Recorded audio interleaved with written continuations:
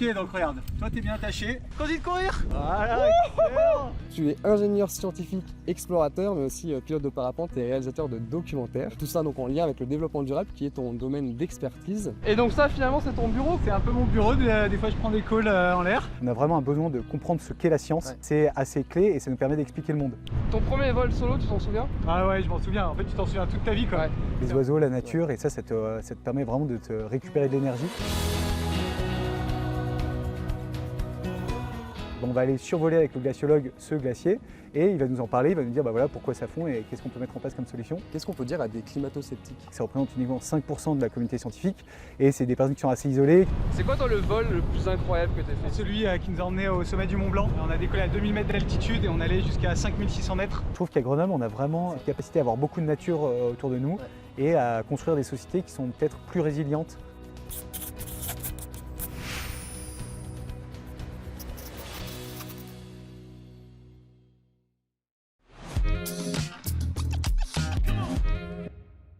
Bonjour Nicolas, Bonjour Maxime. c'est toi qui as choisi de tourner ici entre guillemets, c'est un lieu que tu connais bien. Et ben, j'habite juste à côté, juste derrière à Saint-Hilaire-du-Touvet, sur le plateau des Petites Roches. Ok. Et là je trouve que c'est magnifique parce qu'on a la Dent de Crolles juste ici qui est un sommet assez emblématique autour de Grenoble, Bien sûr. qu'on a l'habitude de monter pour décoller de la croix, là on la voit bien.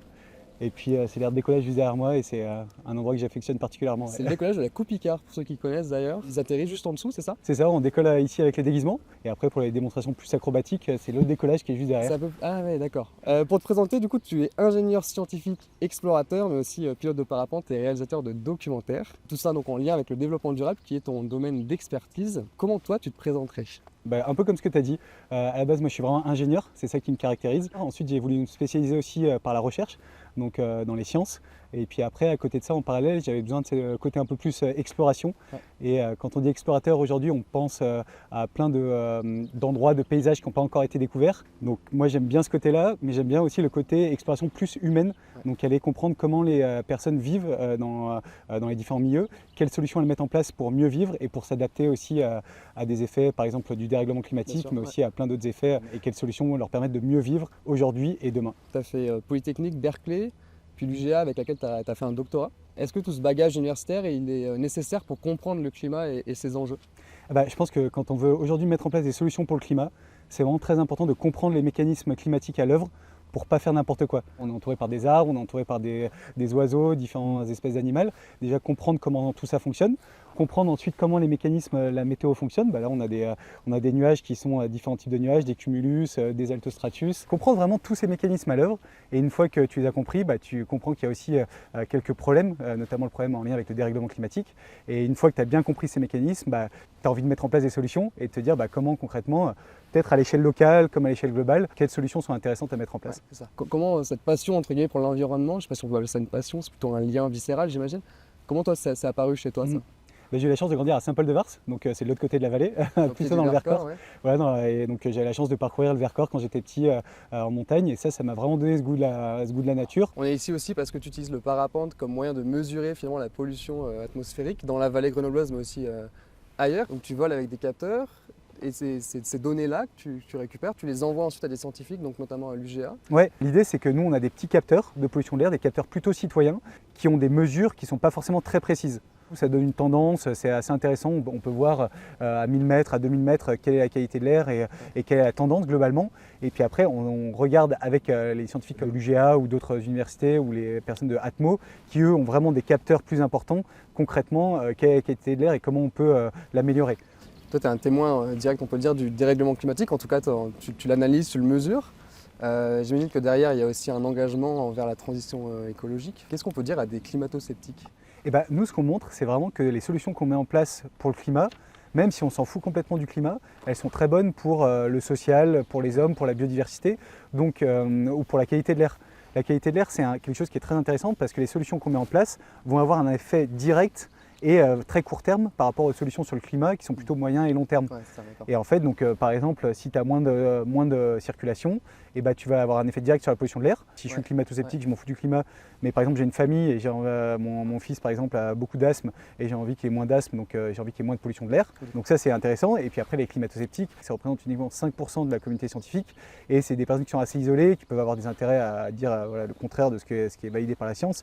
Et aujourd'hui vraiment, je pense que quand on regarde le monde actuellement, on a vraiment un besoin de comprendre ce qu'est la science, comment elle est faite, et concrètement pourquoi la science et la recherche c'est assez clé et ça nous permet d'expliquer le monde. Comment on peut garder cet optimisme-là avec une actualité mondiale qui est un petit peu tendue et parfois même des décisions politiques qui vont à l'encontre de certaines alertes scientifiques? Ouais, bah, je pense déjà en étant là. Tu vois, là, quand on fait plus de bruit, on entend vraiment les oiseaux, la nature, et ça te permet vraiment de te récupérer de l'énergie. Et ensuite, un deuxième facteur, moi, quand j'avais commencé ma carrière dans le climat, j'avais commencé dans l'équipe COP21. Donc en me disant, si je veux régler ces problèmes climatiques, il faut que ça soit réglé à l'échelle globale. Ensuite, COP22, c'était la première élection de Trump aux États-Unis. Et donc là, on voyait que tous ces accords globaux, bah, ils sont assez fragiles au final. Au niveau local, bah, dès que tu fais un pas en avant, c'est difficile de faire un pas en arrière. Ce qui n'est pas le cas au niveau global. Et donc je trouve de se recentrer au niveau local, de se recentrer à l'échelle des villages, des départements, des régions, et bah, c'est quelque chose qui te permet d'avoir toujours cet optimisme et ce dynamisme à mettre en place ces solutions. Ouais. On le disait en intro, du coup, tu es réalisateur de documentaires aussi. Tu en as notamment réalisé pour Ushuaïa et TF1, comme celui qui est intitulé « Il faut sauver les Alpes ». Est-ce que pour toi, la vidéo, c'est un moyen donc, de sensibiliser, de faire passer des messages? Moi, l'outil vidéo, ça a toujours été un outil qui m'a beaucoup plu. À l'école polytechnique, au début de ma formation scientifique sur ces questions climatiques, on avait la chance d'avoir des profs qui étaient très bons en climat. Et je me suis dit, bah, autant que ces climatologues, on leur donne la parole. Et au lieu de faire un truc un peu pénible à regarder dans un laboratoire, on va le faire en vol. Quand on parle par exemple de la disparition du glacier des Bossons, enfin de sa fonte et tout ça, et ben on va aller survoler avec le glaciologue ce glacier et il va nous en parler, il va nous dire bah, voilà, pourquoi ça fond et qu'est-ce qu'on peut mettre en place comme solution. Et donc je trouve l'outil vidéo aujourd'hui qui est très fort, très impactant, parce qu'on consomme de plus en plus de vidéos. Il faut que ça soit un outil, il ne faut que ça ne soit pas une fin.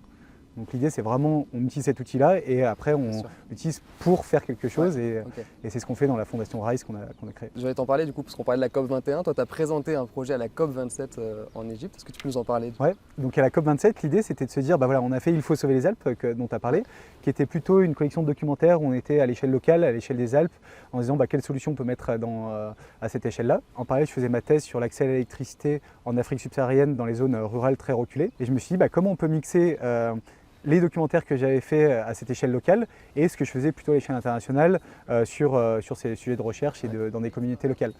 Et donc je me suis dit, bah voilà, je vais créer cette fondation RISE or World Heritage où l'idée c'est de se dire, bah, aujourd'hui on a des solutions très technologiques plutôt dans les pays du Nord, mais comment on peut aussi s'inspirer de ce que font les communautés plutôt dans les pays du Sud, en se disant bah, elles sont aux avant-postes des effets du dérèglement climatique, donc elles trouvent des solutions assez ingénieuses avec leurs connaissances ancestrales. Et comment on arrive à mixer ces connaissances ancestrales et la technologie pour arriver à répondre aux grands enjeux du XXIe siècle. Je te propose une petite séquence. Alors, je te l'explique. Tu vas devoir noter chaque action que je vais te citer entre 0 et 10.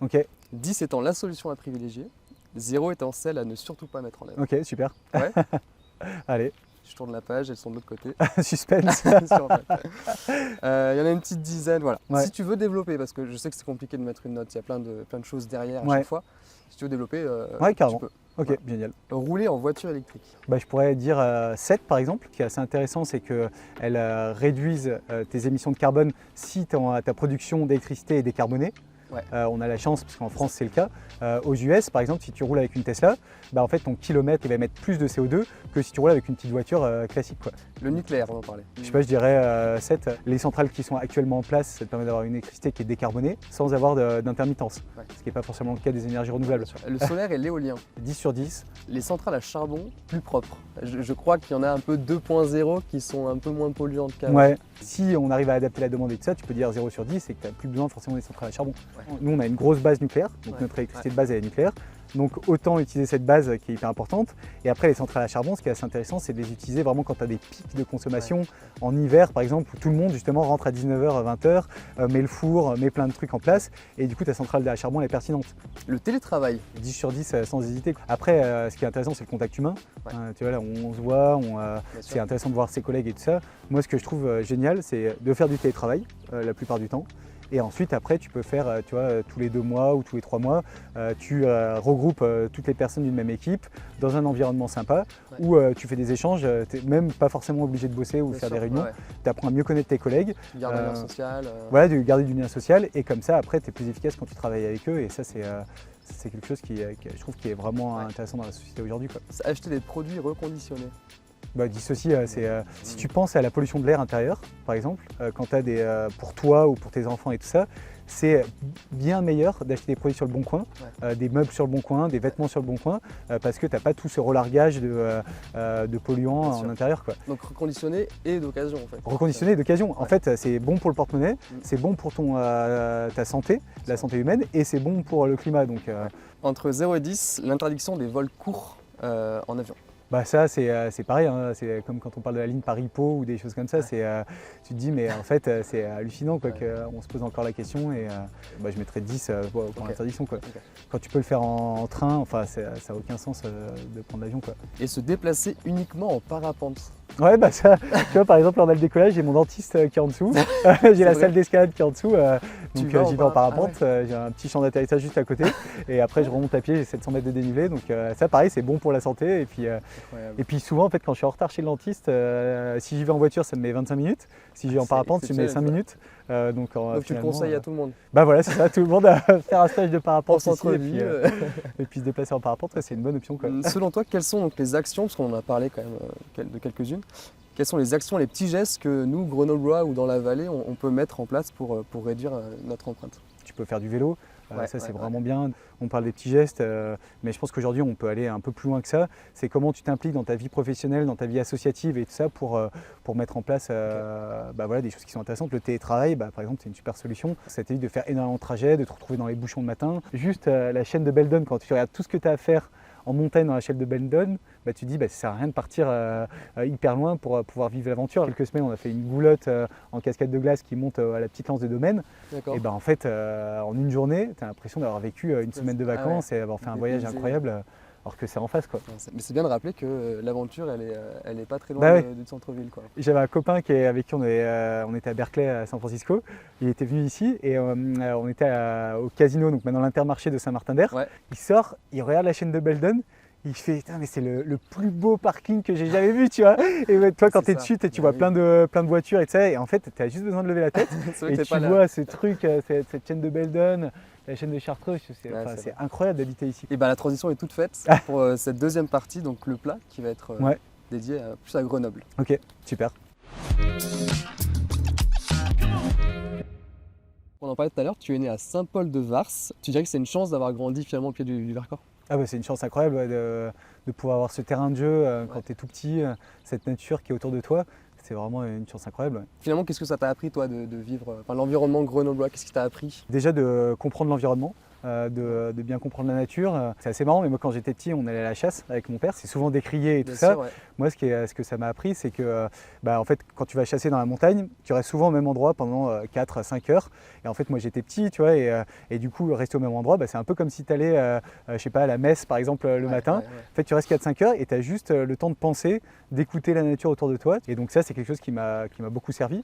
Et puis après, le bassin grenoblois, en fait, j'ai eu la chance après d'aller au collège à Vars, après au lycée des Eaux Claires dans le centre de Grenoble, de rencontrer plein de copains super et d'aller faire des trucs en montagne avec eux. Et puis après de continuer avec le lycée Champollion en prépa. Et donc on a la chance d'avoir des profs qui sont parmi les meilleurs en France et qui nous préparent super bien à des formations qui sont hyper cool. Comment tu imagines le futur de la vallée grenobloise, de Grenoble? Comment tu penses que ça va évoluer dans le temps? Peut-être qu'il y aura un peu moins de neige et un peu moins de glace en face. Ça, on va pas y échapper du coup. Et puis je pense que ça c'est même dans la Chamonix et tout ça. C'est déjà le cas en fait. C'est déjà le cas. Déjà on a presque plus de glaciers en Beldon, quoi. Moi depuis que j'ai commencé le parapente il y a plus de 10 ans, au début quand on volait ici en été, c'était tout tranquille, on n'entendait pas de bruit. Et maintenant il y a beaucoup de cigales, tu vois. Donc tu as une évolution des espèces qui est vraiment nette. Concrètement, comment on s'adapte à ce dérèglement climatique? Quelles espèces d'arbres on a envie de mettre en place, parce qu'on a beaucoup d'arbres qui vont mourir, on a beaucoup d'espèces qui vont changer, et comment concrètement en tant que société on a envie de faire évoluer notre écosystème, quoi. On dit que le réchauffement climatique est 2 fois plus important à Grenoble et dans la vallée grenobloise. À quoi c'est dû? C'est vrai déjà? Ouais, en fait, c'est surtout dans les montagnes. C'est le fait qu'on est en altitude. On a un climat qui va changer beaucoup plus rapidement, des températures qui vont peut-être augmenter plus rapidement et un effet qui va être beaucoup plus important. On est un peu aux avant-postes des effets du dérèglement climatique. Je trouve qu'à Grenoble, on a vraiment cette capacité à avoir beaucoup de nature autour de nous et à construire des sociétés qui sont peut-être plus résilientes par rapport à des gros chocs et des gros effets du dérèglement climatique. J'ai un copain de Berkeley qui travaille aujourd'hui, qui est chercheur et qui montre le lien entre les vagues de chaleur et les homicides. Et en fait, tu as vraiment un lien qui est hyper important entre le fait que les vagues de chaleur rendent les personnes beaucoup plus agressives et beaucoup plus énervées, tu vois. Ouais, c'est assez fou. Ouais. Il a fait une étude au niveau mondial et c'est vraiment une étude qui est hyper intéressante. Ouais. Est-ce qu'il y a un lieu peu connu ou insolite, à Grenoble ou même dans la vallée, dans les montagnes, etc., que tu as envie de nous faire découvrir? Après, c'est vrai que les lieux insolites, c'est un peu comme les coins champignons. Oui, si tu les fais connaître, après, tu as énormément de monde qui va venir. Après, bon, c'est pas grave, tu as plein de choses qui sont bien. Nous, par exemple, ce qu'on adore faire, c'est aller monter à Champs-Rousse. Juste au-dessus de Champs-Rousse, là, tu as un petit décollage de parapente et aller faire un apéro avec les copains au coucher de soleil. Et une fois qu'on a fini l'apéro, on décolle et puis on rejoint la vallée, quoi. Et donc, où est-ce que tu te vois dans 10 ans? Comment ça va être la suite pour toi finalement? Et bah ça c'est une très bonne question, c'est une question qu'on se pose à peu près tous les jours. Donc se dire comment ça va évoluer. Donc là on va finir le tournage des documentaires de notre première saison de Rise. Tu repars à l'étranger? L'idée c'est vraiment de minimiser les déplacements et de minimiser le nombre de personnes qui se déplacent. Donc on a une petite équipe à chaque fois qui se déplace et à chaque fois on emploie des personnes en local pour faire un échange aussi de procédés. Donc là on aura un tournage au Pérou. Qui est sur l'eau, le sujet de l'eau qui est hyper important. Et à chaque fois on fait le parallèle en France. Et puis après on aura un dernier tournage, je pense qu'on va faire sûrement au Maroc. C'est pas très loin. Et puis il y a aussi des solutions qui sont très intéressantes en termes d'agriculture. Ok, donc tu vas être bien occupé là. Voilà, donc là c'est un peu la course. Donc je pense après ça prendre un petit peu de temps pour réfléchir justement aux prochaines étapes. Et pourquoi pas, je sais pas, continuer dans la recherche, créer des startups. En fait ce qui est génial quand on s'investit dans ces sujets climat-environnement, c'est que même si le contexte international, on a l'impression qu'il n'est pas forcément favorable et tout ça, le champ des possibles est énorme. Et donc je peux que encourager des jeunes qui commencent ou même des moins jeunes qui veulent se reconvertir, de dire en fait aujourd'hui on peut arriver à coupler sa passion, sa sensibilité, ses valeurs avec un travail qui nous plaît et qui peut avoir du sens pour nous, quoi. Merci beaucoup Nicolas. Ouais, merci Maxime.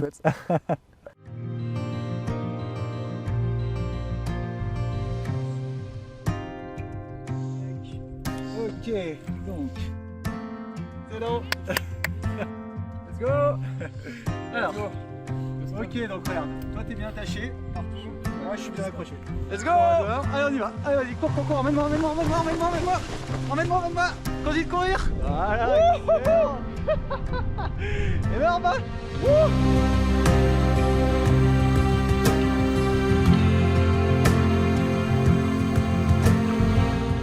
Tu peux passer tes bras derrière si tu veux. Ok. Regarde dans le trou, ici là. Tac, de l'autre côté pareil. Alors comment tu te sens? Exceptionnel. Alors vraiment, la sensation de voler est folle.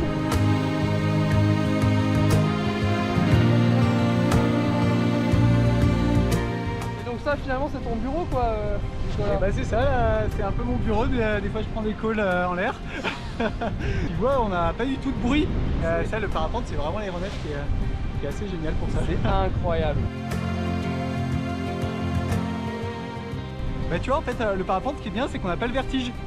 En fait, comme ton oreille interne se déplace, t'es pas statique comme si t'étais sur un pont. Moi, j'avais le vertige en fait au début, avant de commencer le parapente. Et le parapente, ça m'a vraiment guéri du vertige. Là, tu vois, c'est les thermiques.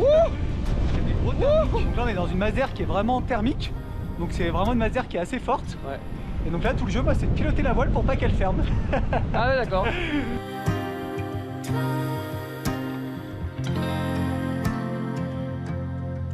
Tu voles pour mesurer la pollution de l'air et donc moi je t'accompagne aussi. Alors non pas pour mesurer la pollution de l'air mais au moins pour savoir ce que ça fait que d'être en vol quoi.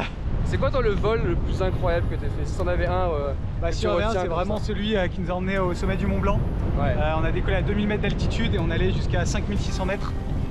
Et donc voilà, c'était vraiment un vol qui était complètement incroyable quoi. Finalement en fait pour prendre cette air il faut faire des cercles, c'est un peu comme ça en tourbillon que ça marche? Ouais si tu veux, regarde là on va se pencher à droite. Et en fait il faut voir les thermiques, il faut les voir comme des cylindres de courant d'air chaud qui montent. Et du coup là j'essaie d'enrouler le cylindre pour monter. Donc là on prend de la hauteur Là on prend de la hauteur, je sais pas si tu le sens un peu pousser,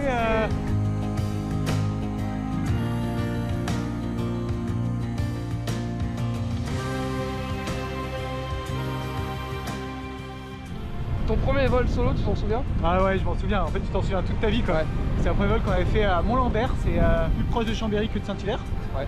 Et en fait, je me souviens des cloches des vaches quand on montait au décollage. Et tu vois, j'avais vraiment peur au début. C'est normal, c'est mon premier vol. Ouais, tu te dis, qu'est-ce qui va m'arriver? Je pense que là, si on continue un peu, on arrivera jusqu'à la dent de crawl.